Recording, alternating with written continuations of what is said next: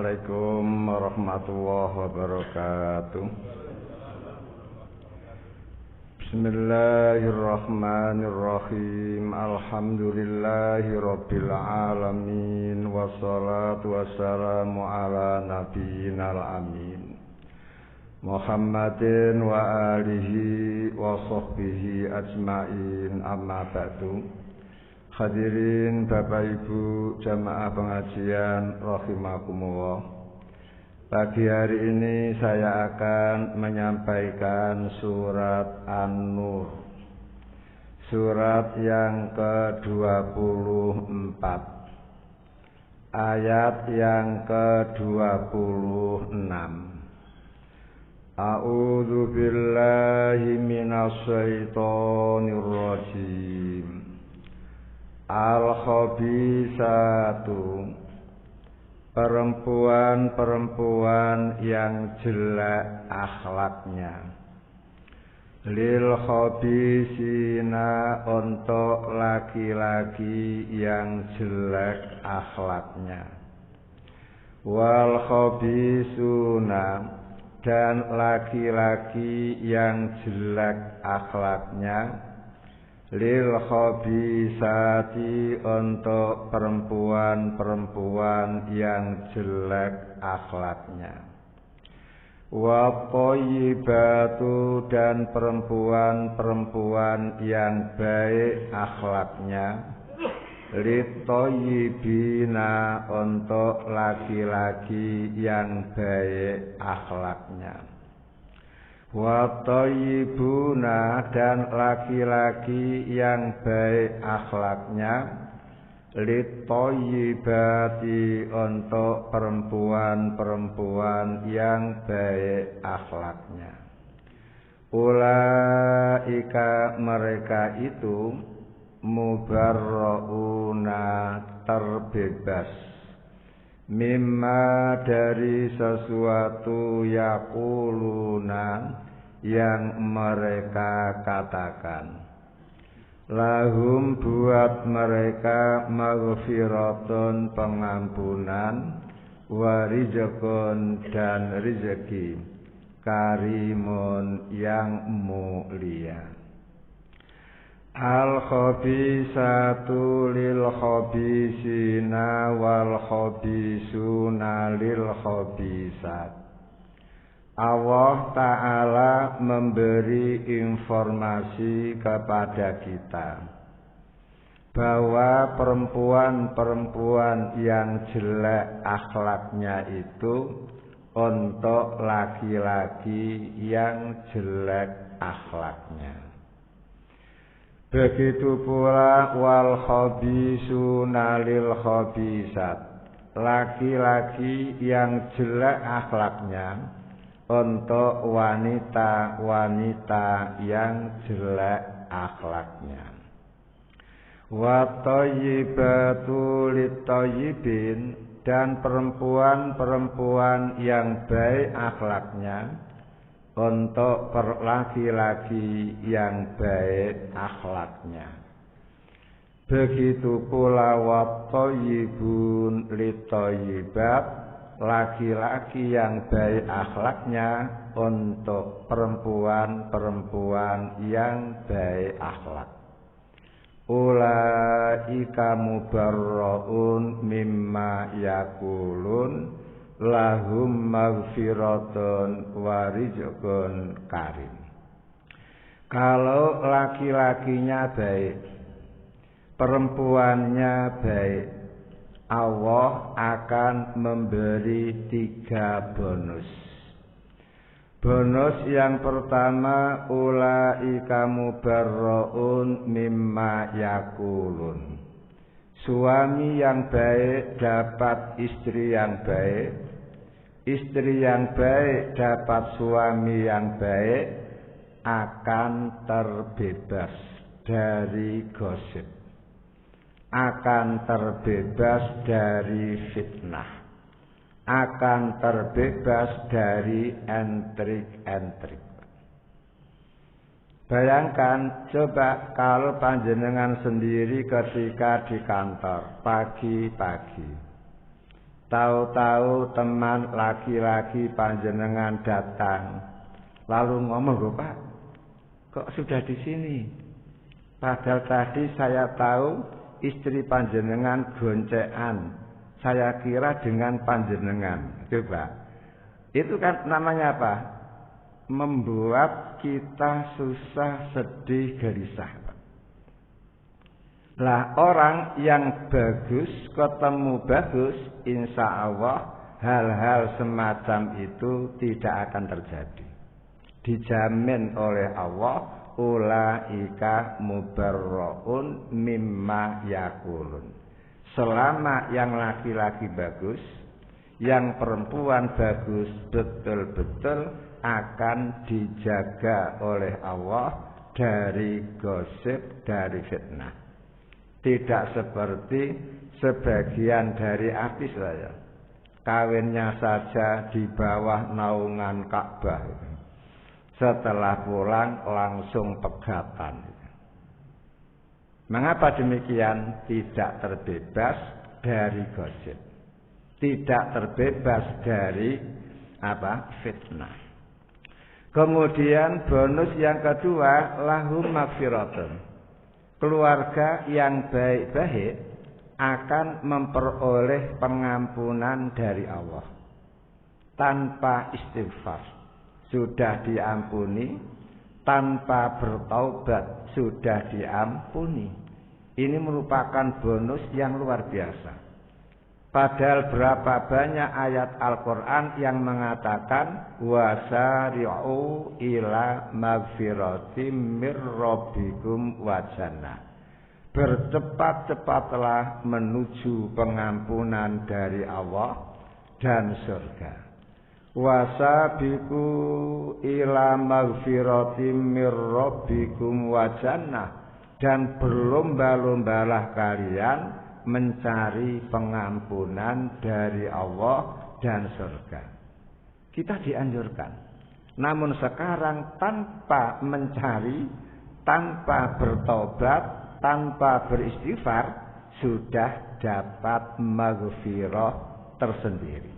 Ini merupakan bukti betapa penghargaan Allah buat laki-laki yang baik ketemu jodoh yang baik. Buat perempuan yang baik ketemu jodoh yang baik. Kemudian bonus yang ketiga, warizqun karim. Suami yang bagus, perempuan yang bagus ketika bersatu maka akan mendatangkan rezeki dari Allah yang sangat mulia, Pak. Rezeki yang mulia itu apa? Banyak. Kalau toh rezeki berupa materi, berarti rezeki yang halalan thayyibah, yang selalu diminta oleh Nabi setiap pagi, Allahumma inni as'aluka ilman nafi'ah wa rizqan thayyibah, baru wa amalan mutaqabbala. Termasuk rezeki yang mulia adalah anak yang kelak menjadi anak yang solihah. Kemudian ketemu dengan jodoh yang solihah pula. Dan akhirnya cucu-cucunya pun menjadi rizqun karimun. Ketika wafat memperoleh husnul khotimah, itu pun rizqun karimun. Kemudian ketika kumpul di hadapan Allah memperoleh hisaban yasira, penghisaban yang ringan, yang mudah. Karena man nuhisal hisab faqad udziba. Kalau siapa saja orang ketika dihisab oleh Allah ternyata penghisabannya diperuncing, pasti tersiksa. Kalau dipermudah, aman-aman saja. Lah, memperoleh kemudahan di dalam hisab itu pun merupakan rizqun karimun. Sehingga orang Islam harus betul-betul memilih jodoh, jangan asal ketemu. Sehingga ada peribahasa dari ulama-ulama kita, cari orang baik harus di tempat yang baik. Jangan cari pasangan yang baik di gedung disko. Nanti baiknya ketika diajak nonton. Cari orang baik jangan di tempat konser itu. Nanti baiknya ketika nonton konser. Lah, kemudian sekarang bagaimana kalau dipaksakan? Orang laki-laki baik ketemu perempuan tidak baik. Atau perempuan bagus, laki-lakinya tidak bagus. Lalu kumpul, Pak. Maka begini ini bisa spekulasi. Kadang-kadang yang baik berhasil menarik yang jelek. Ini luar biasa, Pak, bagusnya, Pak, ya. Namun kadang-kadang terbalik. Justru yang baik kanut menjadi elek. Betapa ruginya panjenengan punya anak perempuan sejak kecil dididik Islami, diajak beribadah secara rutin.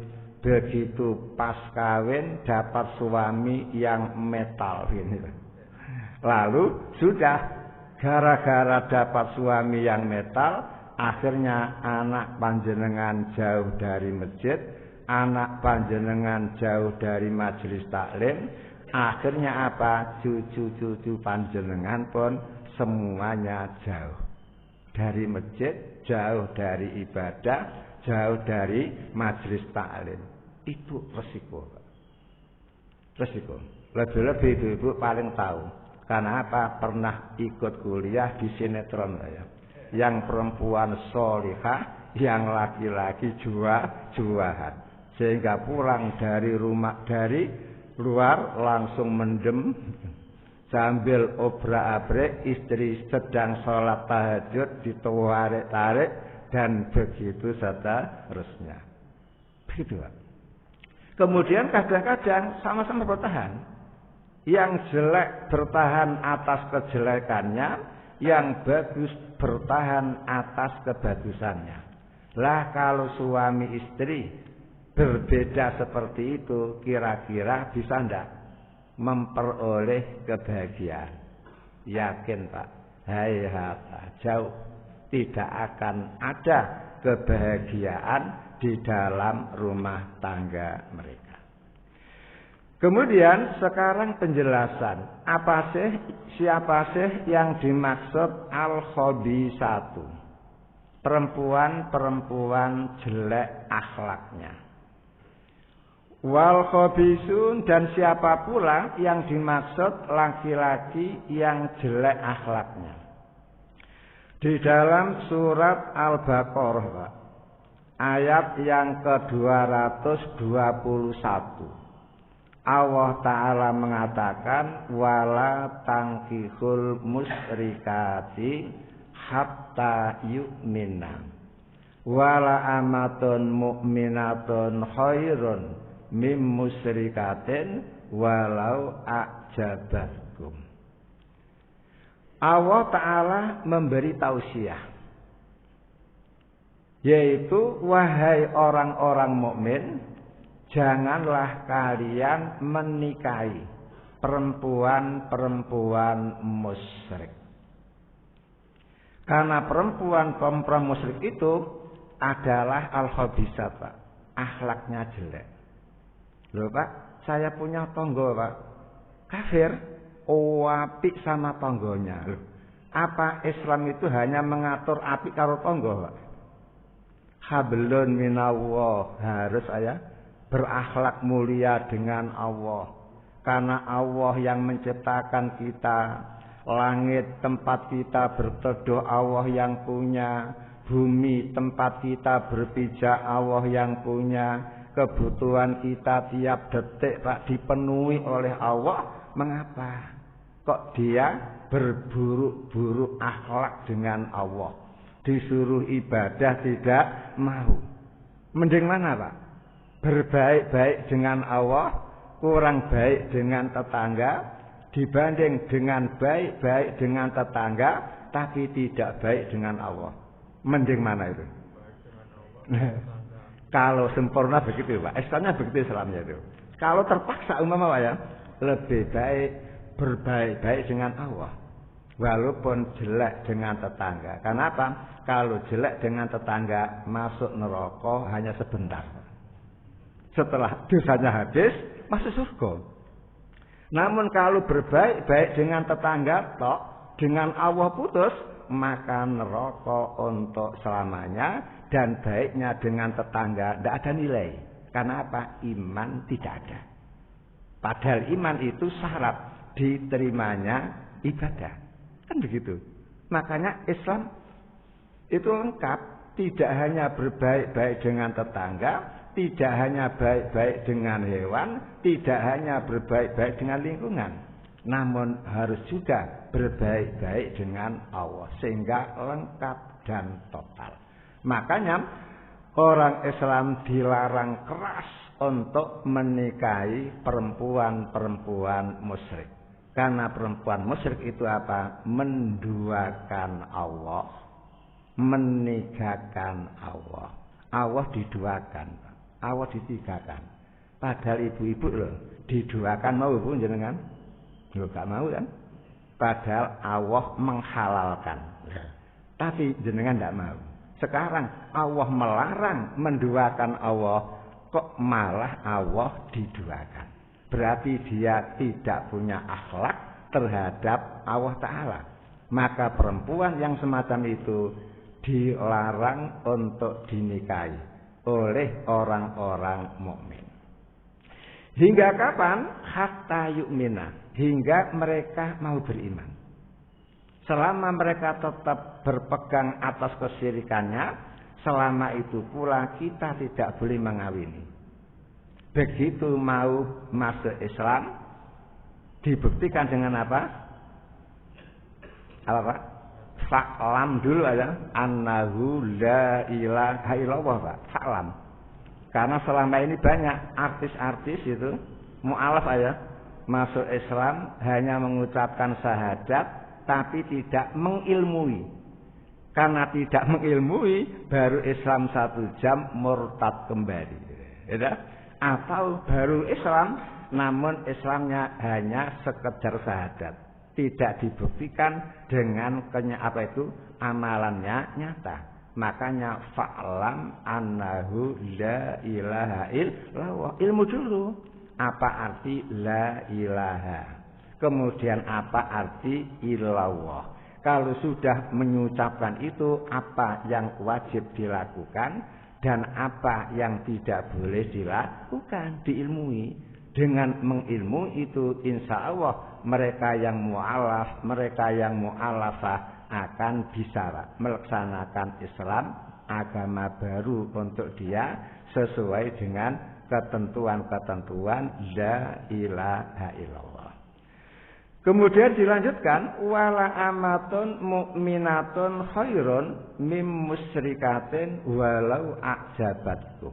Wahai pemuda-pemuda muslim, sungguh budak perempuan yang beriman itu lebih bagus untuk Anda kawini daripada mengawini perempuan musyrik walaupun kecantikannya betul-betul menggoda kalian, betul-betul memperdayakan kalian.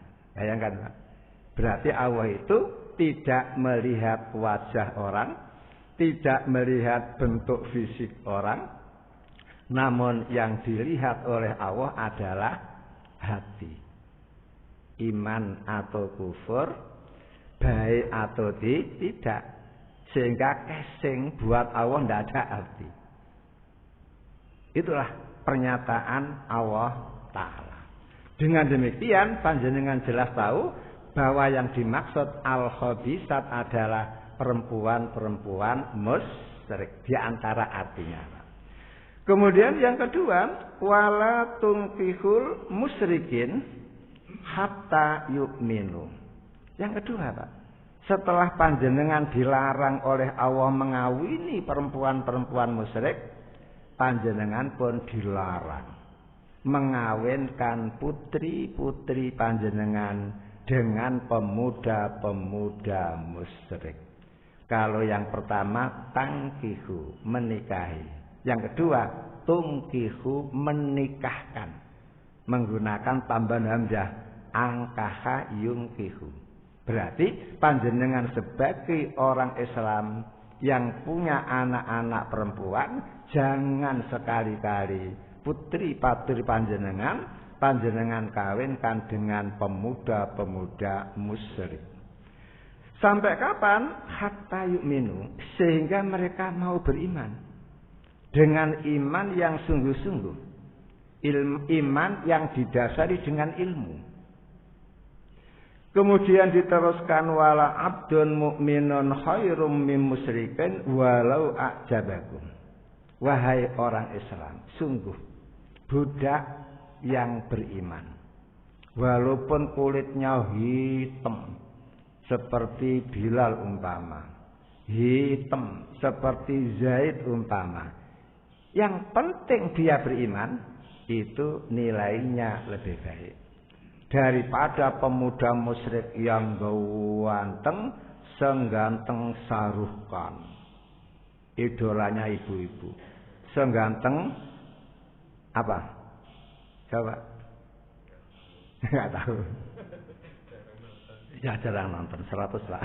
Karena apa? Mata panjenengan besok akan dimintai pertanggungjawaban. Inna sam'a wal basara kullu ulaika kana anhu mas'ula.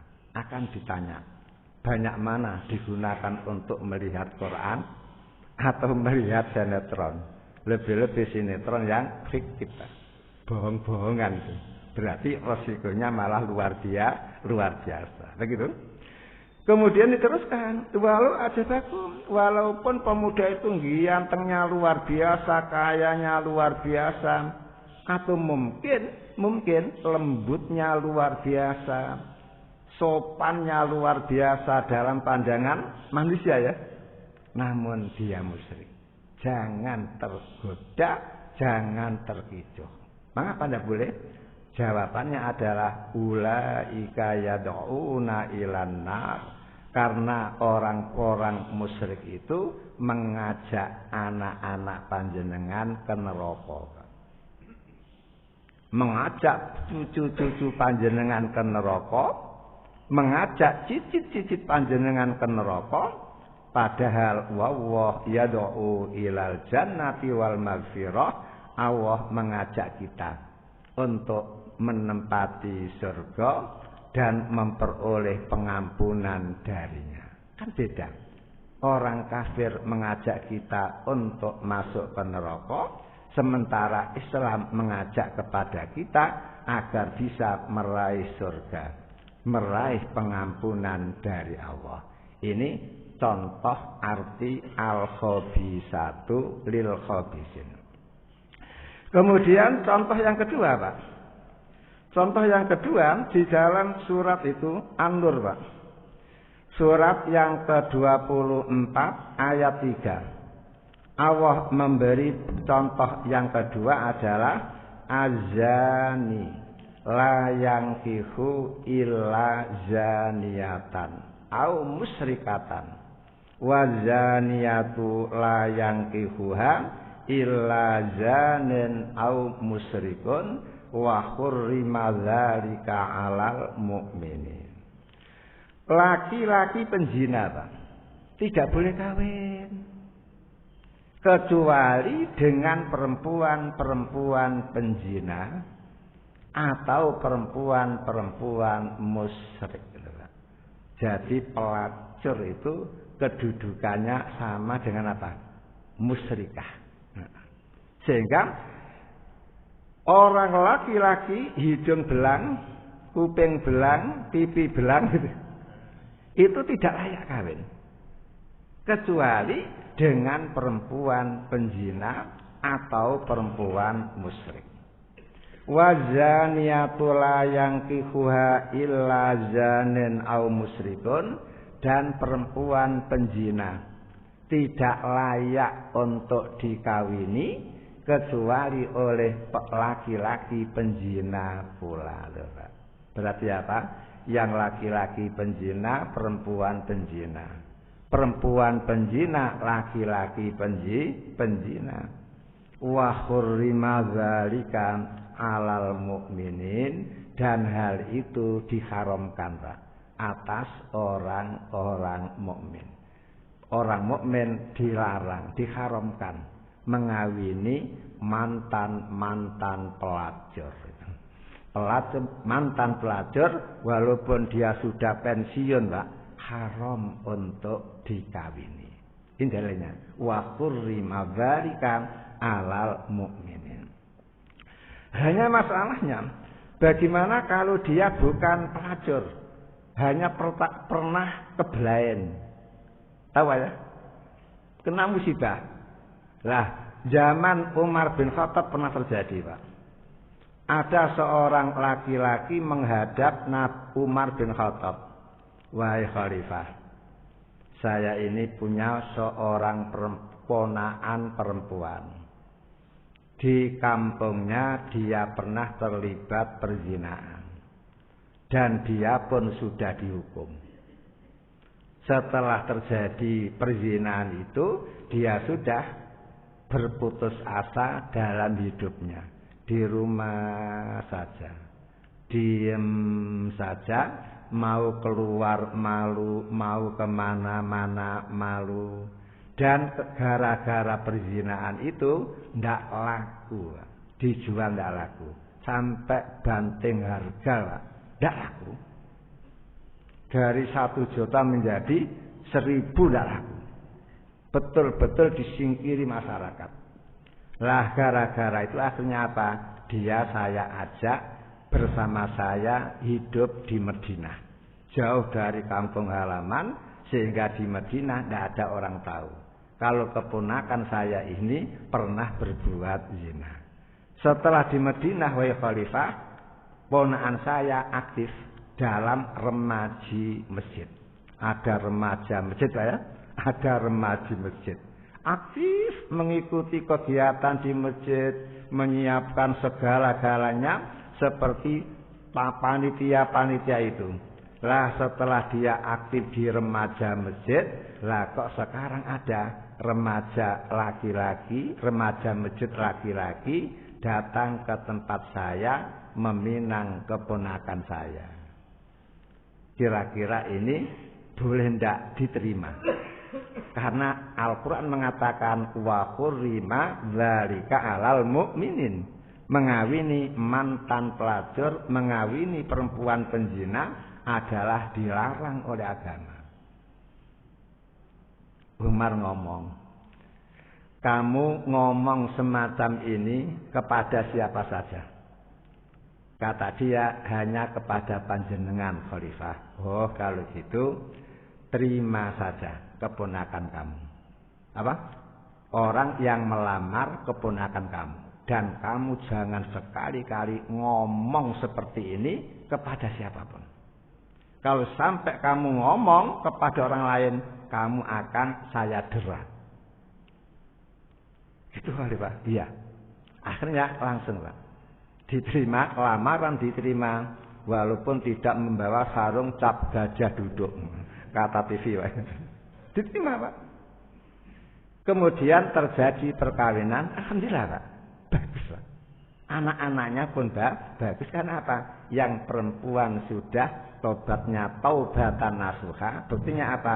Sama sekali tidak lagi berbuat zina, bahkan hidupnya aktif di masjid, mengikuti kegiatan masjid, ketemu jodoh yang bagus pula. Akhirnya apa? Anak-anaknya pun berubah menjadi baik semuanya. Lebih-lebih kullu mauludin yuladu al fitrah. Semua bayi dilahirkan dalam keadaan fitrah. Hasil halal ya lahir fitrah, hasil haram anak pun lahir dalam keadaan fitrah, suci dan membawa akidah Islamiyah. Kan begitu. Yang salah bukan anaknya, yang salah adalah orang tuanya. Sehingga tidak ada syariat anak haram boleh dikepaki, anak haram boleh disadui, tidak ada Pak. Syariat Islam seperti itu. Kemudian dilanjutkan. Itu diantara bukti Pak. Al-khabisat wal-khabisun. Sekarang yang kedua, at-thayyibatu lit-thayyibat. Apa arti laki perempuan yang bagus untuk laki-laki yang bagus? Hal ini bisa panjenengan lihat Pak di dalam surat At-Tahrim. Surat At-Tahrim 6 surat 66 ayat 5. Allah Ta'ala mengabadikan ucapannya di Al-Quran, asa rabbuhu in tallaqakunna ayyubdilahu ajwajan khairan minkunna muslimatin mu'minatin qanitatin taibatin abidatin saihatin sayyibatin wa abkaron. Ketika Nabi Muhammad punya masalah dengan istri-istrinya Pak, sampai Nabi Muhammad tidak menggauli istrinya 1 bulan Pak, gara-gara suatu masalah yang tidak penting gitu. Kemudian Umar memberi wejangan kepada istri-istri Nabi. Kata Umar, wahai istri-istri Nabi, kamu jangan membuat hati Nabi Muhammad besar, sedih. Kalau sampai kamu melakukan hal itu, nanti kamu akan dicerai oleh Nabi. Kemudian Nabi Muhammad akan diberi ganti oleh Allah istri-istri yang lebih baik daripada kalian. Itu ucapan Umar Pak. Lah kok dilalah ucapan Umar ini direspon oleh Allah. Turunlah malaikat Jibril menyampaikan ayat kepada Nabi mirip seperti yang diucapkan oleh Umar bin Khattab. Memang Umar bin Khattab itu sering Pak, omongannya itu diikuti oleh Al-Quran. Contoh, setelah Nabi Muhammad selesai tawaf, Umar kan usul, wahai Rasul, fattakhidhu mimma maqami Ibrahim musalla. Jadikanlah makom Ibrahim tempat salat. Waktu itu Nabi Muhammad tidak ngereken. Karena apa? Nabi punya prinsip ibadah itu bukan dari usulan orang. Ibadah harus apa? Perintah langsung dari Allah. Makanya ngereken. Begitu Nabi Muhammad tidak ngereken, lah kok HP-nya berdering Pak, kring gitu. Jibril datang menyampaikan ayat fattakhidhu mimma qami Ibrahim musalla. Jadikanlah makom Ibrahim tempat salat. Lah gara-gara ada perintah baru Nabi Muhammad melaksanakan. Begitu selesai tawaf, Nabi mundur, kemudian berada di belakang makom Ibrahim. Nabi Muhammad sholat 2 rakaat. Rakaat pertama setelah Fatihah membaca Qul ya ayyuhal kafirun. Kemudian rakaat kedua setelah Fatihah lengganan kuluhu. Nabi Muhammad punya lenggan banyak Pak. Qobliyah subuh mesti Qul ya kafirun dan kuluhu. Jarang kalau membaca Qul ta'alau ya ahli kitab ta'alau ila kalimatin pernah, namun tidak sering. Yang sering Qul ya kafirun dan Qul huwallahu ahad. Itu biasa dilakukan ketika sholat qobliyah subuh. Kemudian diteruskan Pak. Setelah Nabi Muhammad kedatangan Jibril menyampaikan asa rabbuhu in tallaqakunna ayyubdilahu ajwajan khairan minkunna muslimatin mu'minatin qanitatin. Lalu Nabi Muhammad langsung Pak mengumpulkan istrinya. Istrinya satu persatu mau ditari. Istilah panjenengan ditakerbek. Kalau Anda kepingin surga, silahkan bertahan menjadi istri saya. Kalau Anda menginginkan dunia, maka akan ku kasih dunia, kemudian saya ceraikan.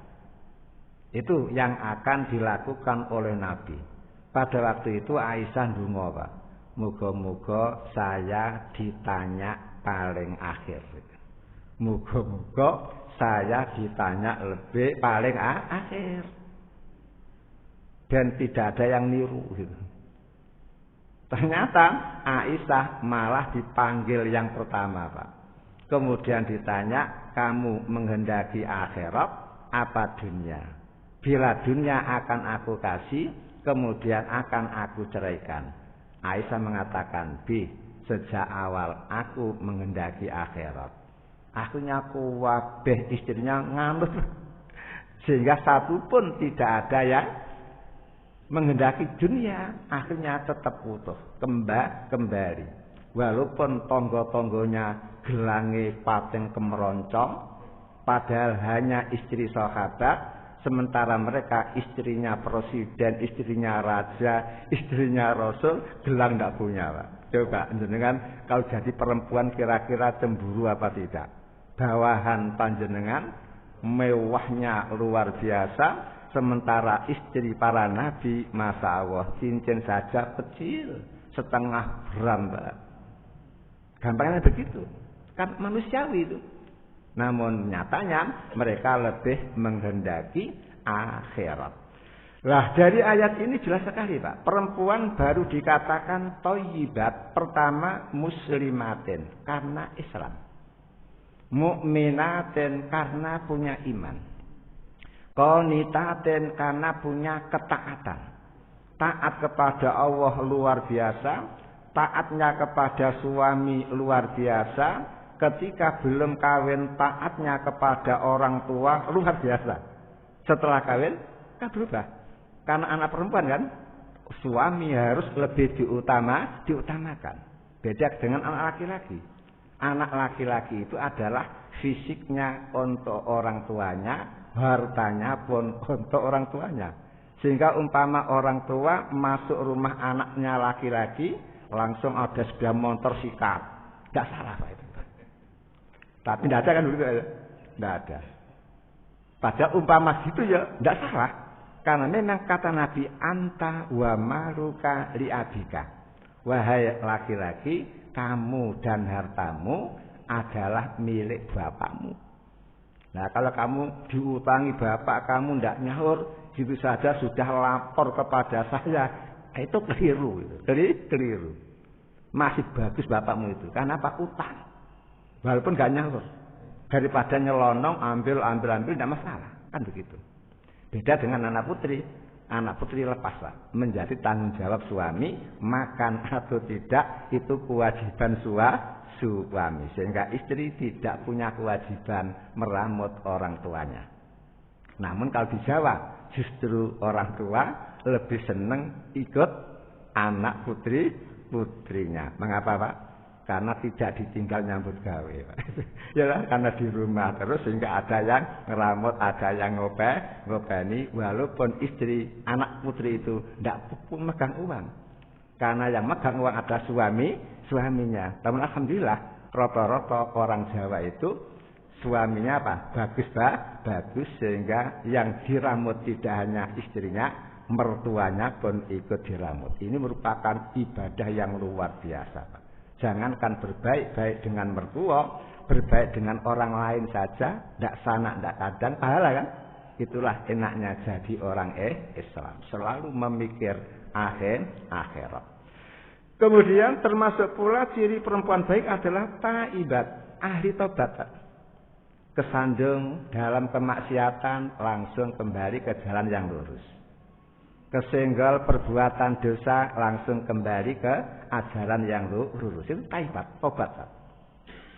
Kemudian abidaten, ahli ibadah. Sehingga enak kalau punya istri ahli ibadah. Dek, punggung saya gatel, tolong ku garukkan. Digarukkan, Pak. Karena menggarukkan suami ibadah, Pak. Jangan diartikan hanya sholat kok enggak. Dek, dipijeti, ibadah. Karena apa? Ibadah itu menurut Islam adalah segala aktivitas hidup yang dicintai oleh Allah dan diridhoi oleh Allah. Itu ibadah, Pak. Nah, perempuan kan diperintah oleh Islam untuk taat kepada suami. Selama kan perintahnya itu memenuhi dua syarat. Pertama, sesuai dengan perintah Allah, tidak menentang ajaran Allah. Yang kedua, sesuai dengan naluri kewanitaan. Itu wajib dilaksanakan. Kalau tidak sesuai dengan naluri kewanitaan, tidak boleh Pak, bangkang. Contoh, waktu hujan lebat, lah kok rumahnya gembrojok Pak. Gara-gara gentengnya melorot. Lah kok suami bisa-bisanya dek genteng melorot sampean betulkan itu. Astagfirullah. Kan ya, bukan naluri kewanitaan. Maka bisa perempuan ngomong, mas, kualik. Yang biasa menek kan panjenengan, bukan saya malah dipeneki. Begitu jawabannya.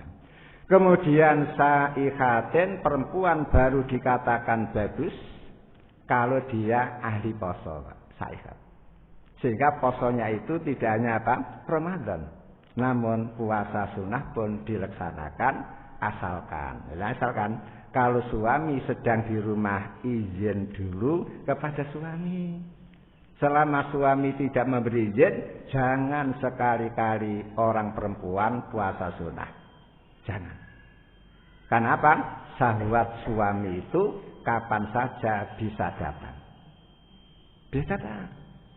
Lah kalau datang tidak segera dilampiaskan, nanti telur dari setan itu berkembang ke dalam otak suami.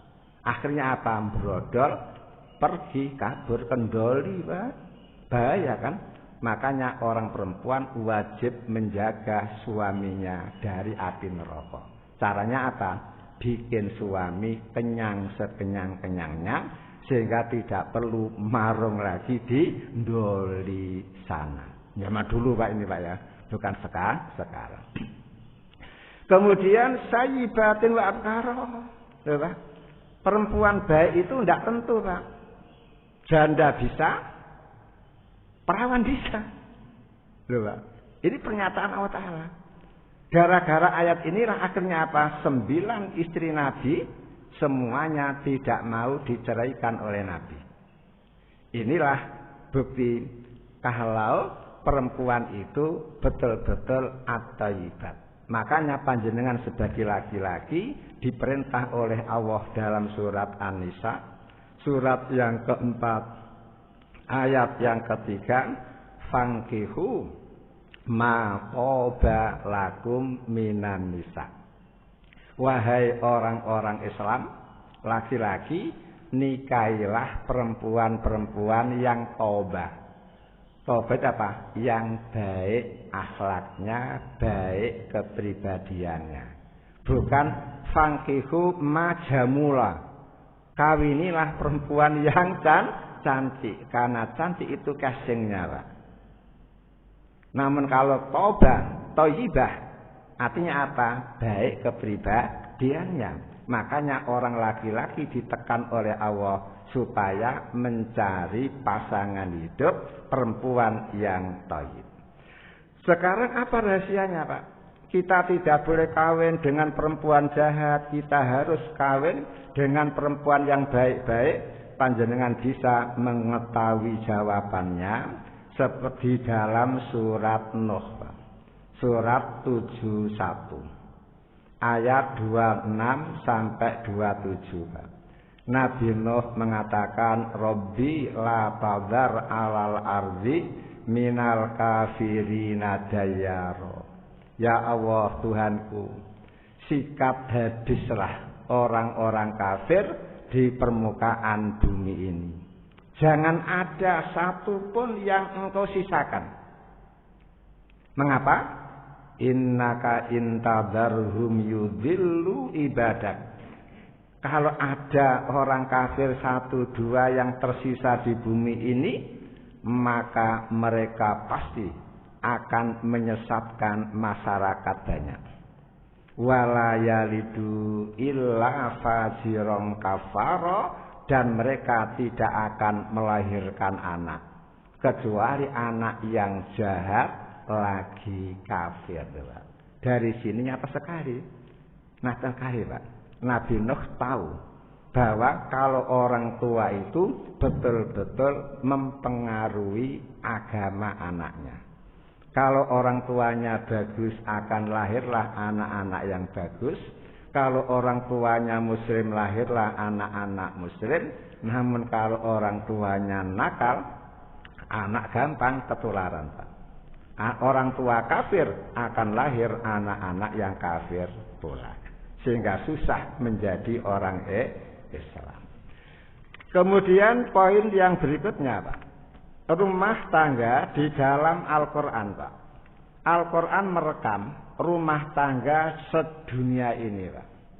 Ternyata menurut Al-Quran orang berumah tangga di dunia ini ada 4. Pertama, suaminya tolihun jahat, istrinya tolihatun jahat.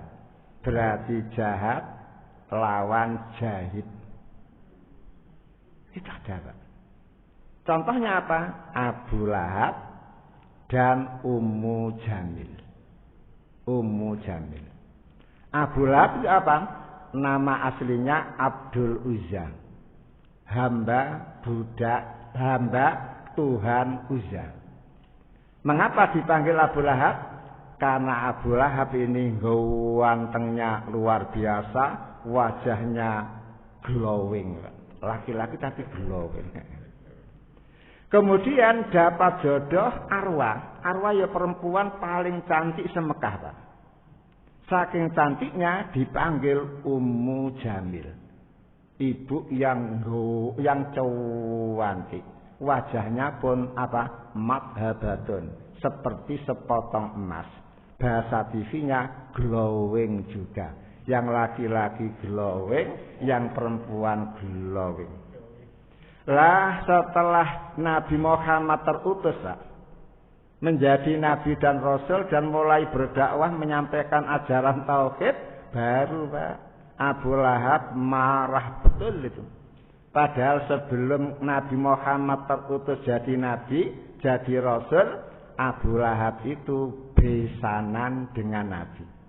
Nabi punya anak namanya Ruqayyah, kemudian kawin dengan anaknya Abu Lahab yang namanya Utaibah, dan pada waktu itu Masya Allah bagusnya luar biasa. Setelah Nabi terangkat jadi Nabi, jadi Rasul, Abu Lahab marah betul. Karena apa? Dia kan punya pabrik berhala. Nah Nabi Muhammad berdakwah menghancurkan berhala. Berarti apa? Kendilnya Abu Lahab bisa tumbang. Makanya dimungsuhi, marahnya luar biasa. Sampai anaknya yang bernama Utaibah, hei Utaibah, pegaten bojomu. Kalau tidak ku anggap anak gitu. Akhirnya apa? Sami'na wa ata'na. Utaibah menceraikan istrinya. Masya Allah, Nabi Muhammad tanpa disadari Pak. Lah kok ngomong, oh Utaibah akan mati dimakan anjing hutan. Begitu Pak. Tanpa disadari itu. Lah kok betul? Tidak lama Pak, dia pergi berdagang ke negeri Sam bersama-sama rombongan. Tengah malam mereka istirahat di bawah pohon. Lah kok semua orang tidur, dia pun ikut tidur. Datang anjing hutan Pak, langsung memakan Utaibah Pak. Yang dimakan apanya? Kemaluannya. Langsung digigit, kemudian lehernya digigit, kemudian pusarnya dikerokoti Pak. Tidak ada yang tahu waktu itu. Setelah bangun semuanya baru tahu. Lah kok sudah mati Pak. Seperti itu. Itulah omongan wali Pak ya. Nabi Pak. Mandi. Makanya jangan macam-macam dengan wali itu. Nanti disot menjadi ndot. Namun alhamdulillah setelah Ruqayyah dicerai oleh Utaibah, Maka oleh Nabi Ruqayyah dikawinkan dengan Utsman. Waktu itu Utsman masih di Jakarta. Setelah Ruqayyah meninggal dunia, anaknya Nabi yang namanya Ummul Kulsum, janda juga, langsung dikawinkan lagi dengan Utsman. Kemudian Ummul Kulsum meninggal dunia juga. Nabi ngomong, "Man, saya masih kepingin punya mantu kamu. Sayang, saya sudah tidak punya anak perempuan lajang." Kepingin. Mengapa begitu? Saking bagusnya Utsman. Sampai Nabi Muhammad mengawinkan 2 putrinya kepada dia. Dan itu halal, Pak. Karena apa? Habis mati turun. Yang haram apa? 2 kakak beradik dirangkep jadi satu, sama-sama masih hidup, itu haram. Di syariat Nabi Muhammad. Di syariat Nabi Yakub boleh, Pak. Nabi Yakub itu kawin. Itu kakak beradik itu dirangkep menjadi satu. Pertama Bilha, kemudian Rohil. Kalau Rohil Kewanti melahirkan Nabi Yusuf, melahirkan Bunyamin. Kemudian kalau Bilha melahirkan 6 anak laki-laki. Kemudian punya 2 budak, juga masing-masing punya anak 2, sehingga anaknya Nabi Yakub semuanya 12 lanang semuanya. Dan 12 itulah disebut Bani Israel, anak cucu Nabi Yakub. Yakub itu nama asli, panggilannya adalah Israel. Kemudian Abu Lahab, orang laki-laki jahat, istrinya jahat. Akhirnya anaknya campur, Pak. Ada yang masuk Islam ketika Abu Lahab masih hidup, namun yang banyak kafir, niru bapak-bapaknya. Kemudian model yang kedua, yang laki-laki solihun, bagus, istrinya solihatun, bagus. Seperti siapa? Kalau Nabi ya Nabi Ibrahim sama Nyai Saroh, Nyai Hajar.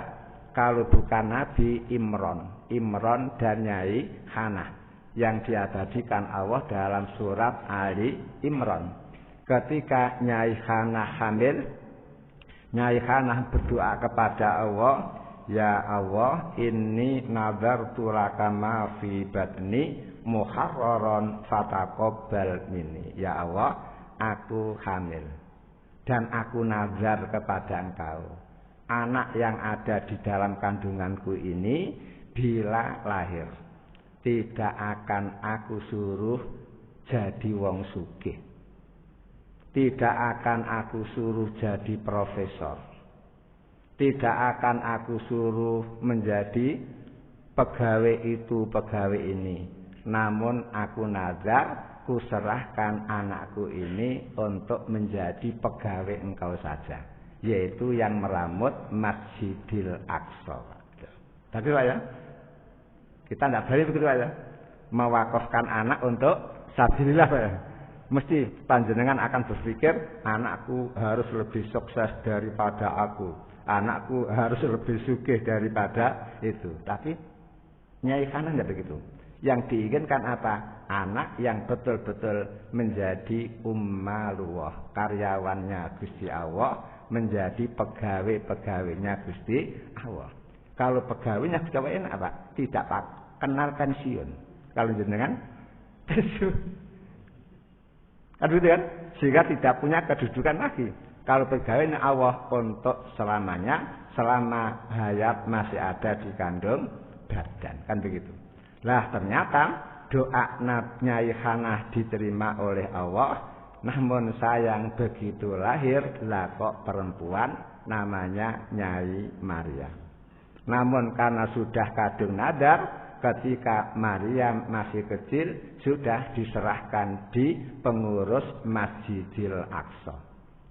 Semua orang rebutan Pak, kepingin meramut. Ternyata setelah diadakan undian, menang Nabi Zakaria. Dan kebetulan Nabi Zakaria itu Pak D, sehingga mahram, sehingga enak. Akhirnya Nyai Maryam kecil diletakkan mihrab, di mihrab. Kalau mihrab untuk masjid ini mihrab, Kalau di rumah namanya apa? Musola pribadi itu mihrab. Nah, di dalam situ Nyai Maryam. Namun aneh itu. Nabi Zakaria itu kulama dakhala alaiha Zakaria al-mihrab wajada inda rizqan.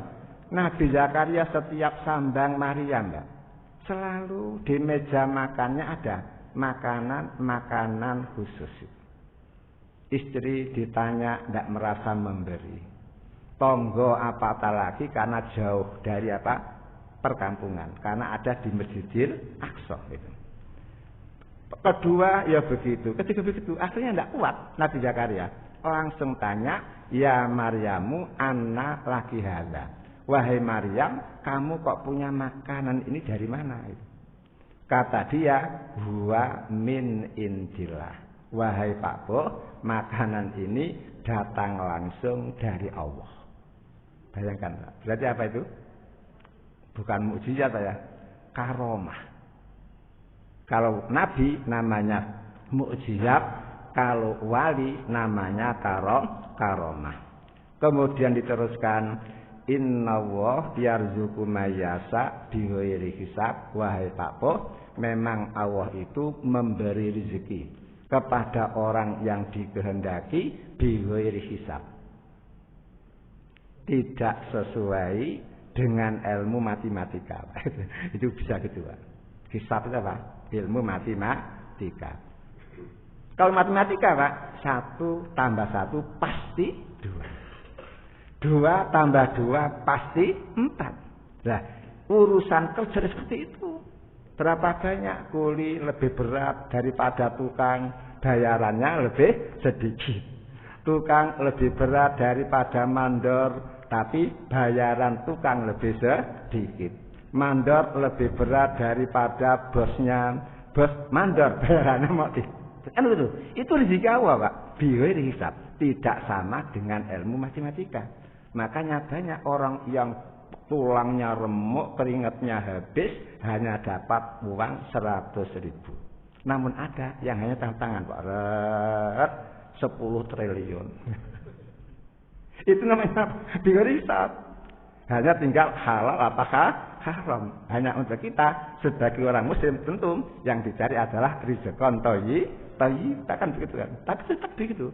Berlaku untuk orang mukmin, berlaku untuk orang non mukmin. Semuanya akan diberi rezeki oleh Allah, tidak sesuai dengan ilmu hisab. Akhirnya apa? Belum tentu orang yang kerjanya berat lalu rezekinya banyak, belum tentu. Lihat itu pengemis di Bank Jawa ya, sudah kepanasan, kehujanan, berapa rezekinya? Paling-paling 100. Satu hari pewegel, lebih-lebih kakinya pura-pura dibalut ya, sehingga seolah-olah pincang itu. Itu malah berat, tak berangkang, mundur lagi ya, gitu.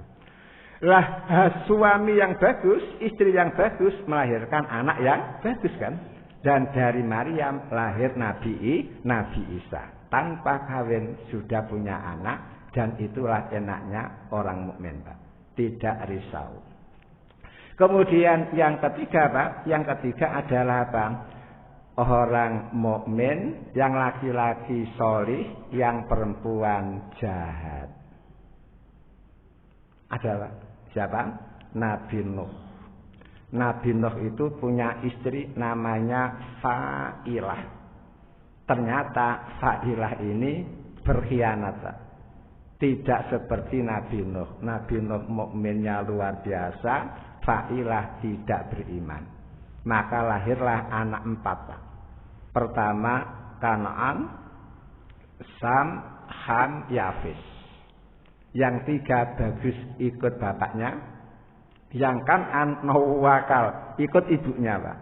Makanya ketika terjadi banjir tofan, semua orang kafir mati tenggelam, Kan'an diajak oleh bapaknya untuk masuk ke kapal, ya bunayya rekam ma'ana, dia tidak mau.